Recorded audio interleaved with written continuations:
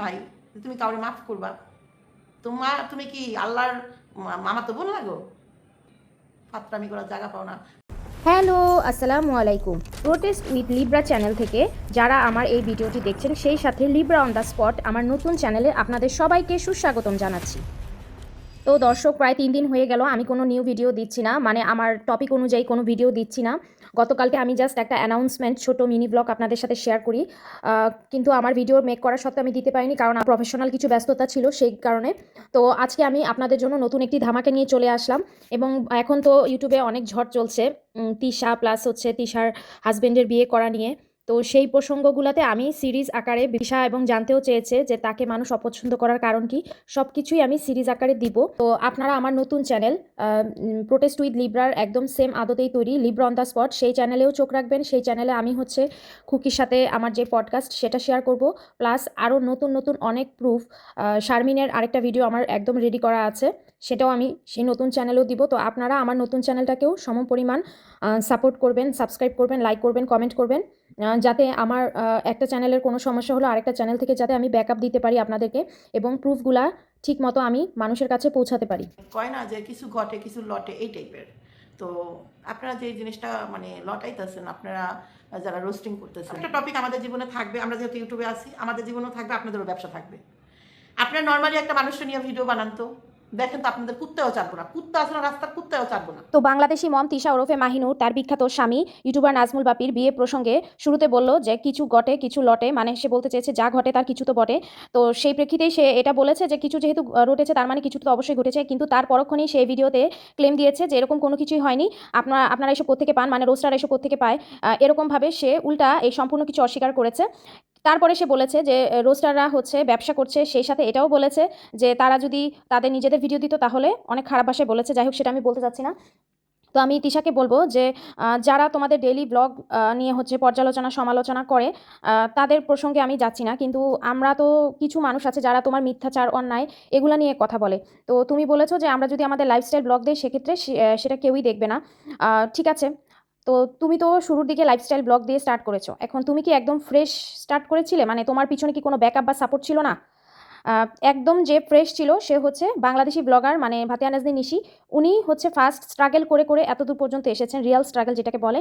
কিন্তু তুমি সহ তুমি তোমার ফ্যামিলির যাদেরকে নিয়ে এসেছো সবাই তো মানে ওই ব্লগার ফ্যামিলির হচ্ছে আগে থেকে সদস্য থাকার কারণে খুব সহজেই টাইম লাইনে চলে এসেছো। তো তুমি নিজে একটা ব্লগ ভিডিও বানাও, ধরো যে সেখানে তোমার ফেস দেখালে না, বা হচ্ছে তুমি বুঝতেই দিলে না যে তুমি বাংলাদেশি মম তিশা। তোমার ভিডিও কয়জন দেখবে? তোমার ভিডিও কি কেউ দেখবে? তো যারা হচ্ছে ডেইলি ব্লগ শেয়ার করে তাদের একদম একদম শুরু থেকে যদি কোনো ব্যাকআপ বা সাপোর্ট না থাকে, বা ফ্যামিলিতে ওইরকম পরিচিত কেউ না থাকে, তাহলে কিন্তু তার স্ট্রাগল করে করে উঠতে হয়। কিন্তু তুমি আগে থেকে ব্যাকআপ বা হচ্ছে সাপোর্ট পেয়ে গেছো, তোমার ফ্যামিলিতে আগে থেকে ব্লগার ছিল, সেক্ষেত্রে তোমার কিন্তু ওইভাবে কোনো পরিশ্রমই করতে হয়নি, প্লাস তুমি যাদেরকে বের করেছো তোমার মাধ্যমে কারোরই সেরকম পরিশ্রম করতে হয়নি। আরেকটা কথা বলেছো, সেটা হচ্ছে যে নিজেদের ভিডিও দিলে কেউ দেখবে না। আমাদের ভিডিও দিলে আসলেও মানুষ কেন দেখবে না? কারণ আমাদের লাইফে কোনো কন্ট্রোভার্সি নেই, আমরা মানুষের উপর কোনো অন্যায় জুলুম অত্যাচার করি না, বা আমরা কোনো মিথ্যাচার করি না, যার ফলে মানুষ আমাদেরটা দেখে কোনো মজা পাবে। তোমরা এগুলা করো, এবং তুমি তোমার হাজবেন্ডের বিয়ে নিয়ে সিরিজ আকারে একটার পর একটা কথা নিয়ে আসছো, এবং তুমি তোমার ভিডিওতে কিভাবে বলেছো দেখো। আপনাদের উদ্দেশ্যে আমি একটা ভিডিও বানাবো, আমার প্রিয় ভাই বোনদের জন্য আমার কিছু পার্সোনাল লাইফের কথা আপনাদের সাথে শেয়ার করব। কোথা থেকে কি হইলো, কেন এই জিনিসটা হইলো, আর কেন এই যে এই কথাটা বের হইলো, এই জিনিসটা আপনাদের সাথে শেয়ার করব। নিজের হাজব্যান্ডের বিষয়ে সম্পূর্ণ কিছু এই ভিডিওতে ক্লিয়ার করার পরেও, যেগুলো সব কিছু মিথ্যা বানোয়ার, তারপরেও তুমি একটা লাস্টের দিক এন্ডিংয়ে একটা মশলাদার একটা টপিক যুক্ত করে দিয়েছো যে কীভাবে এই রিউমারটা ছড়ালো, সেই বিষয়ে তুমি পরবর্তী ভিডিওতে কথা বলবে। তো মানুষের আগ্রহটা তুমি রেখে দিয়েছো যে ঠিক আছে, আমরাও শুনি যে পরের ভিডিওটা তো তাহলে অবশ্যই যারা তোমাকে নিয়ে এই ধরনের তোমার মিথ্যাচার এবং তোমার এই ধরনের অমূলক কথাবার্তা নিয়ে ভিডিও বানায় তারা তো দেখবে, সেই সাথে সাধারণ মানুষ যারা আসলে এই ধরনের ভিডিও কন্ট্রোভার্সি শুনতে মজা পায় তারাও দেখবে। তুমি কিছুদিন আগে খুকিকে বলেছো যে সে নাকি 3-4 মাস ব্যাপী ঝগড়া করেছে। একটা মানুষ কত ঝগড়া করতে পারে, সে নাকি বলেই যাচ্ছে, মানে তোমার নির্দেশে তোমার বড় ভাই শাহিন খুকিকে ফার্স্টে অ্যাটাক করলো, তারপরে শাহিনের বউ অ্যাটাক করলো, তারপরে মিম অ্যাটাক করলো, তার পরবর্তীতে হচ্ছে সাবিনাও মাঝখানে অ্যাটাক করলো, তারপরে হচ্ছে সর্বশেষ হচ্ছে তুমি অ্যাটাক করলা। তুমি অ্যাটাক করার পর তুমি শারমিনকে নির্দেশ দিলা খুকিকে অ্যাটাক করার জন্য, তো খুকি একা সবাইকে রিপ্লাই দিয়ে যাচ্ছিল। তো সেই ক্ষেত্রে তুমি বলেছো যে খুকি নাকি 3-4 মাস ব্যাপী ঝগড়া করেই যাচ্ছে। তো তুমি তোমার হাজব্যান্ড বিয়ে করেছি কি করেনি, এক কথায় একটা ভিডিওতে 1 মিনিটে মানে কথাতেই বলে দিতে পারো, সেইখানে তুমি কতগুলা ভিডিও বানিয়েছো। তাহলে তুমি নিজেই কি হচ্ছে ব্যাপারটা আসলে একটা গসিপের পর্যায়ে নিয়ে গিয়েছো না? তো সেখানে যদি তোমার এমনভাবে তুমি কথা বলো যাতে তোমার কথাগুলো নিয়ে পরবর্তীতে আবার আলোচনা হতে পারে, বা সেটা নিয়ে মানুষের মনে এক ধরনের সন্দেহ তৈরি হয়, আসলেই কি হয়েছে না হয়নি। মানে এটা এখনো ক্লিয়ার না। তুমি একে তো বলছো হচ্ছে আমার এই কথার কোনো ভিত্তি নেই, আবার বলছো যা রটে তার তো কিছু ঘটে। মানে তুমি সম্পূর্ণ একটা ধোঁয়াশার মধ্যে রেখে দিয়েছো এবং তুমি এটাকে পুঁজি করে তুমি একের পর এক ভিডিও ছাড়ছো। তা বলে ফেলেন যে আমি আমার ছোট ভাইয়ের সংসার ভাঙতে চাইছি, তাই আমার সংসার নিয়ে টানা হেঁচড়া। এই পর্যন্ত আমি চাইলে কি আমার ভাইয়ের সাথে আমি কথা বলতে পারতাম না? আমরা ভাই বোনরা যদি সমস্ত জিনিস একে অপরে খুইলা খুইলা বলতাম, আমি যদি প্রতিদিন ওর কাছে আমি আমার দুঃখ কষ্ট, যেহেতু আমার ছোট, ওর কাছে যদি আমার সব বিষয় আমি যদি শেয়ার করতাম, তো একটা সময় এক সময় ও কিন্তু তেক্ত হইতো, কি একটা না একটা সময় কিন্তু এই রিলেশন থাকতো না, কি হইতো পুরো আল্লাহ ভালো জানে। এমন আছে আল্লাহ তাআলা ছাড়া কারোর সংসার কেউ ভাঙতে পারে না, এটা সর্বপ্রথম মাথায় রাখতে হবে। আপনারা যারা মুসলমান, যারা আল্লাহকে বিশ্বাস করেন, তারা তো একটু জানেন যে কারোর সংসার কেউ ভাঙতে পারে না। ছোট ভাইয়ের সংসার নিয়ে আমি টানা হেঁচড়া করছি, সংসার ভাঙতে চাইছে, এই জন্য আমার সাথে এইটা হইতেছে। আমি তো এই পর্যন্ত আমার ছোট ভাইয়ের সাথে কথাই বলি নাই। কোনো দিন যদি কেউ প্রমাণ দিতে পারে যে এই ঝড়গার মধ্যে আস্তে মাসে হয়ে গেছে, আমার ভাই যাওয়ার পরে, এই গ্যাঞ্জামের পরে আমি ওর সাথে টু শব্দ করছি কিনা। আচ্ছা, এখানে তুমি তোমার ছোট ভাই মিজান অথবা খুকির হাজবেন্ডকে কান পড়া দিয়ে তার সংসার ভাঙতে চাইছো, এই কথাটা কিন্তু আমার মনে হয় না কেউ তোমাকে বলেছে। কিন্তু তোমার ইচ্ছা ছিল, সেটাই সবাই তোমাকে বলেছে। যারাই বলেছে তারা এটাই বোঝাতে চেয়েছে। কিন্তু তুমি মিজানকে কান পড়া দিয়ে তার সংসার ভাঙতে চেয়েছো, এটা কেউ মিন করেনি। তুমি মিজানের সাথে কথা না বলো, সেটা তোমার পার্সোনাল ব্যাপার। কিন্তু তুমি খুকির মনটাকে বিষিয়ে দিয়েছো যাতে সে তোমার ভাইয়ের সংসারে না থাকে। এই কাজটা তুমি করেছো এবং মিজান চলে যাওয়ার পরে তুমি খুকিকে হচ্ছে এমন একটা পরিবেশ তৈরি করেছো যাতে সে সেই বাড়িতে না থাকতে পারে, প্লাস সবাইকে খুকির বিরুদ্ধে একদম বিষিয়ে তুলেছো যাতে খুকি সেখানে থাকার মতো কোনো পরিবেশ না পায় তার বাচ্চাদেরকে নিয়ে। এই কাজটা তুমি করেছো এবং শেষমেশ খুকি যখন না পেরে তার শাশুড়ি মানে তোমার মায়ের কাছে বলেছে যে আমার বাবা মা নিয়ে যাতে তারা কথা না বলে, যদি তারা আবার বারবার আমার মা বাবাকে আঘাত করে তাহলে দেখা যাবে যে আমি আপনার ছেলের সংসার আর করবো না।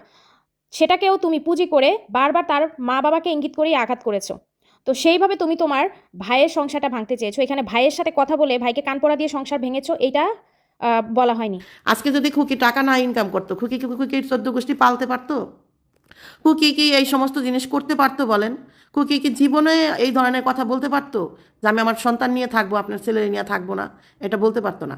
এটা হইতেই পারে, এটা স্বাভাবিক, এটা অস্বাভাবিক কিছু না। এই জন্য আমি ভাবলাম যে না থাক, ও ওর মতো থাক বাবা, আমার ভাইয়ের সংসার তো বাঁচতো। যতই যাকন শুনেন, দিন শেষ হলে আমার ভাইয়ের জন্য কিন্তু খারাপ লাগে। ওই সমস্ত কথা চিন্তা করে বিশ্বাস করেন আমি আর ভাবলাম যে আমি আর কোনো ধরনের, ও যেমন চায় থাকুক, আমি কোনো ধরনের কোনো ভিডিও বানাবো না। তো তিশা নিজেই বলছে যে সে চায় তার ভাইয়ের সংসারটা টিকে থাকুক, এই জন্য সে নাকি খুকিকে নিয়ে কিছুই বলেনি যাতে খুকি মন থেকে হচ্ছে বিষণ্ণ হয়ে তার ভাইয়ের থেকে চলে না আসে। কিন্তু সে এই ভিডিওতেই খুকির ফ্যামিলি, খুকির 14 গোষ্ঠী এবং খুকির বাবা মাকে একদম ধুয়ে দিয়েছে।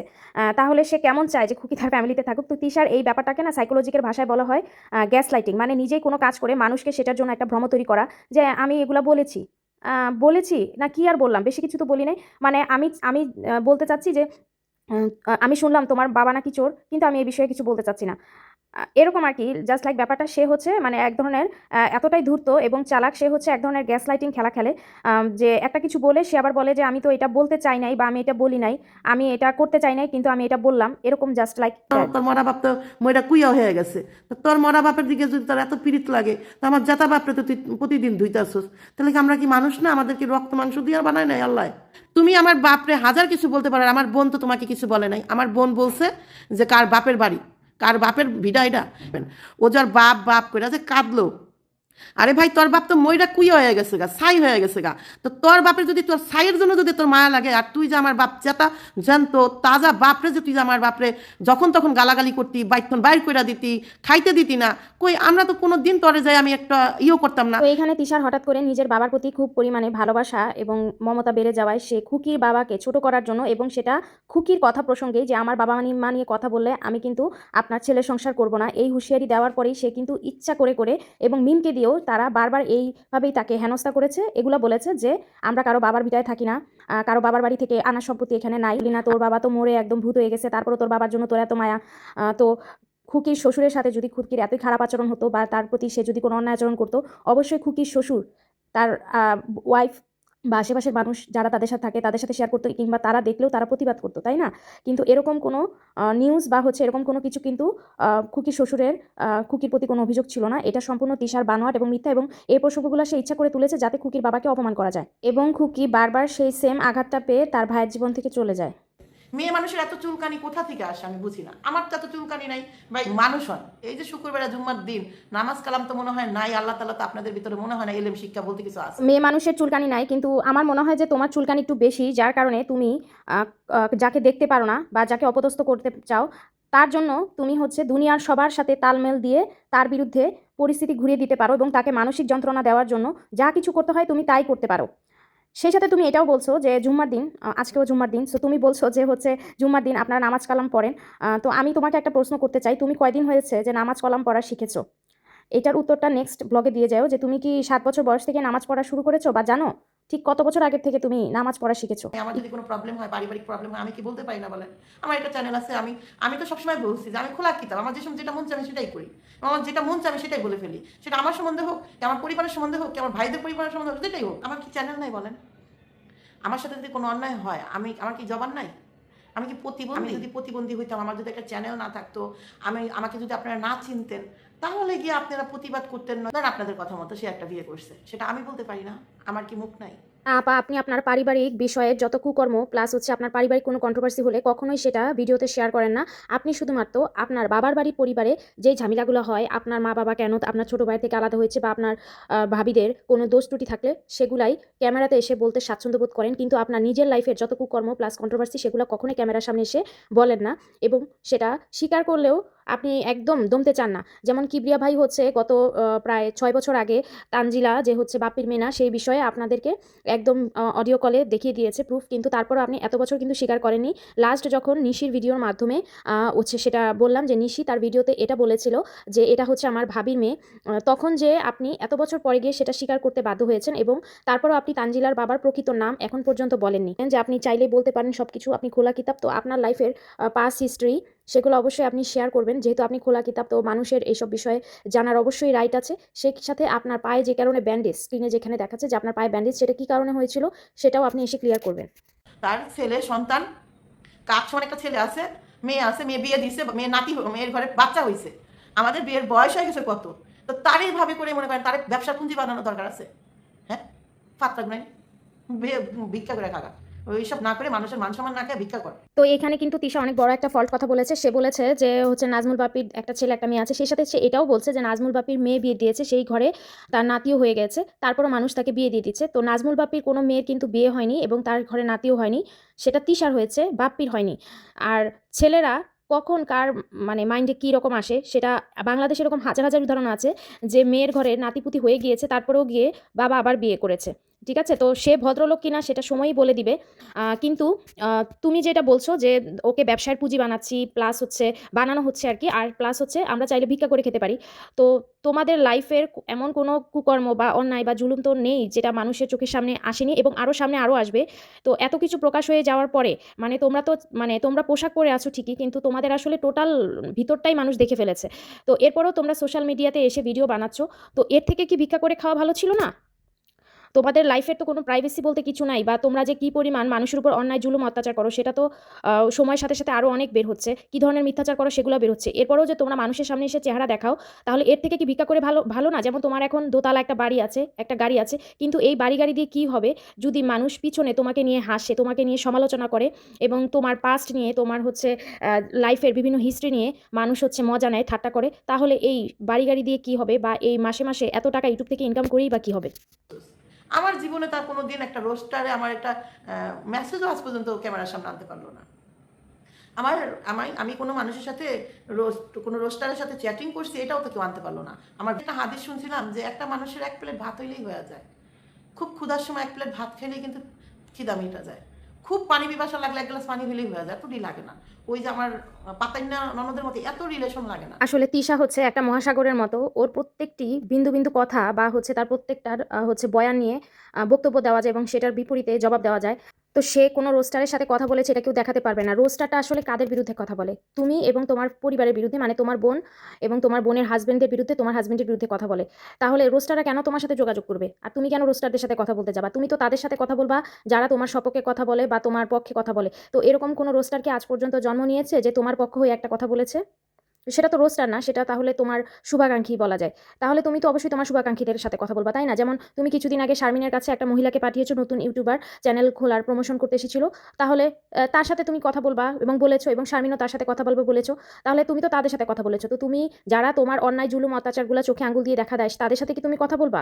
তাহলে এটা কেমন ধরনের কথা হলো যে আমি রোস্টারদের সাথে কথা বলেছি কিনা কেউ দেখাতে পারবে? তো যারা তোমার বিরুদ্ধে কথা বলে তাদের সাথে তুমি কেন কথা বলতে যাবা? আর তুমি বলেছো যে মানুষের চলার জন্য হচ্ছে, জীবন ধারণের জন্য খুব বেশি কিছু লাগে না, জাস্ট ভাত, মানে যতটুকু প্রয়োজন এক মুঠো ভাত বা পানি হলেই হয়ে যায়।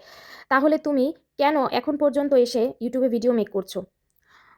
এটার তো তুমি নিজেই বলছো যে হচ্ছে তোমার যদি প্লে বাটন পেয়ে যায় তাহলে নাকি ইউটিউবের সাথে একটা চুক্তি হয়ে যায় যে মোটামুটি ভিডিও দিলেও নাকি মাসে 20,000 টাকা করে দিবে। এটা তুমি তোমার নিজের মুখে বলেছো। সেই হিসেবে তুমি ভিডিওগুলা ছাড়ো। তো তোমার এখন কেন এত বেশি টাকার দরকার, যেখানে তোমার পুরো ফ্যামিলি পুরা পুরা সোশ্যাল মিডিয়ার সামনে উদাম হয়ে গিয়েছে? তো তারপরেও যেহেতু ভিডিও ছাড়ছো, তোমার কি এক মুঠো ভাত আর এক গ্লাস পানির অভাব পড়ে গিয়েছে? আর তুমি বলছো তোমার পাতানো ননদের এত সম্পর্কে কেন দরকার, সে কেন এত মানুষের সাথে যোগাযোগ করে? এটা তুমি বলেছো। আমার ভিডিওতে আমি প্রুফ দেখিয়েছি যে আমি রুনা আপুকে জিজ্ঞেস করেছিলাম যে বাপির আসলেও বিয়ে হয়েছে কিনা। তো আমি বলবো, তুমি তোমার যেহেতু এত সম্পর্ক লাগে না, তাহলে তুমি কেন ওনার সাথে ননদ পাতিয়েছো তাকে? তোমার তোমার তো একটা নিজের ননদ ছিলই, তাহলে তুমি আবার তাকে পাতানো ননদ কেন তোমার বানাতে লাগলো? তাহলে তো তোমারও অনেক সম্পর্ক লাগে। একটা কষ্টের সময় যাইতেছে, আমার একটা দুঃখের সময় যাইতেছে। আমার কেমন ভাইয়ের বউ যে সে মানুষ দিয়ে খোঁজ খবর নেওয়াই এই ধরনের কাজকাম করে। যে আমি আমি হইলে কি পারতাম যদি আমার ভাইয়ের বউর সাথে এই ধরনের কাজকাম হইতো? আমার বড় ভাইয়ের আচরণ খারাপ, আমার বড় ভাইয়ের কর্মকাণ্ড খারাপ, তাই আমার ভাবি যখন যেটা বলে কোনোদিন বলতে পারবে না যে আমার ননদ তার ভাইয়ের সাপোর্ট করছে। সব সময় তার পাশে থাকি, তাকে বোঝানোর চেষ্টা করি, তাকে চেষ্টা করি যাতে এই সংসার না ভাঙে। এইখানেও অবজেকশন মাই লর্ড। আপনি অবশ্যই চেয়েছেন যে আপনার ভাই মিজানের থেকে খুকি আলাদা হয়ে যাক, এবং খুকিকে সেই পরিমাণ মানসিক টর্চার আপনি করেছেন। সেই সাথে আপনি আপনার বড় ভাইয়ের প্রসঙ্গ টেনে নিয়ে এসে বলছেন যে আপনি আপনার বড় ভাবিকে সবসময় সাপোর্ট করেন। এখানে আপনি বড় ভাবির পক্ষে থাকছেন কবে থেকে? যখন আপনার বড় ভাই বিদেশ থেকে ফেরত এসেছে, তারপর থেকে। কিন্তু আপনার বড় ভাই যখন বিদেশ ছিল সে তো মোবাইলে বিয়ে করেছে। তো সে বিদেশ থাকা অবস্থায় আপনারা তো ঘন ঘন বাবার বাড়ি যান। তো সেক্ষেত্রে আপনার ভাবি হচ্ছে ম্যাক্সিমাম টাইমই তার বাবার বাড়িতে পড়ে থাকতো, এখানে আসতো না।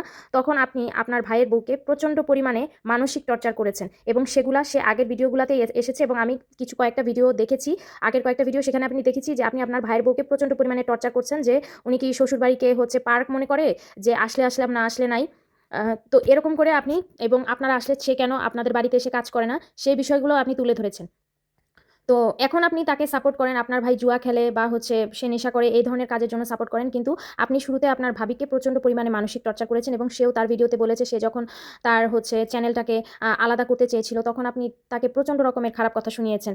এখন আপনি হচ্ছে কি, ওই যে একটা কথা আছে না যে শত্রুর শত্রু হচ্ছে বন্ধু, এখন আপনি আপনার ভাইয়ের বউকে হচ্ছে খুকির শত্রু বানিয়েছেন, বড় ভাইয়ের বউকে। সেক্ষেত্রে হচ্ছে আপনার শত্রু খুকি, সেক্ষেত্রে আপনারা দুইজন মিলে হচ্ছে বন্ধু হয়ে গিয়েছেন।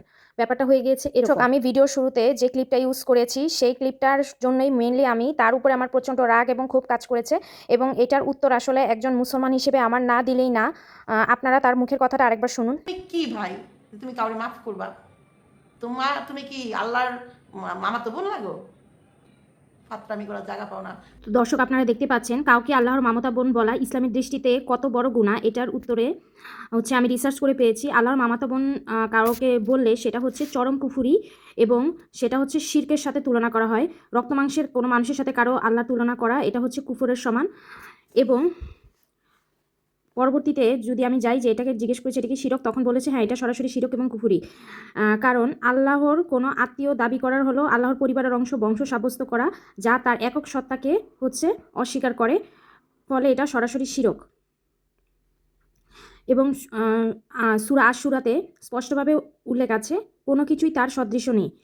তো এটা যদি কেউ মানে ঠাট্টা ছলেও বলে তাহলে সেটা বলা যাবে কিনা, কথা প্রসঙ্গে বা ঠাট্টা ছলে যদি বলে তাহলে ঠাট্টা মশকরা বা অসাবধানতা বশত বললেও এটা সমানভাবে শিরক ও কুফুরি। ইসলামে আল্লাহর সত্তা, নাম ও গুণাবলী এবং দিনের মৌলিক বিষয় যে কোনো ধরনের রসিকতা এবং ঠাট্টা সম্পূর্ণ নিষিদ্ধ।